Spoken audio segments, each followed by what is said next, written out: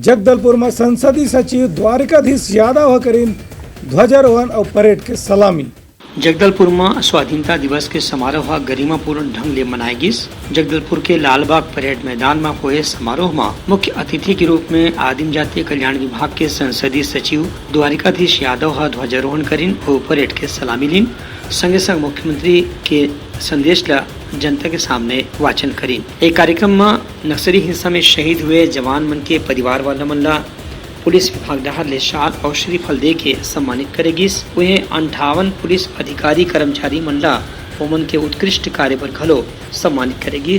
संगे संग सुराजी गांव योजना के गोठान समिति नानगुर ला शाल श्रीफल के साथ में 25,000 रुपये के प्रोत्साहन राशि देगी। ये मौका में स्कूल के लड़का मन रंगारंग सांस्कृतिक कार्यक्रम घलो प्रस्तुत करीन।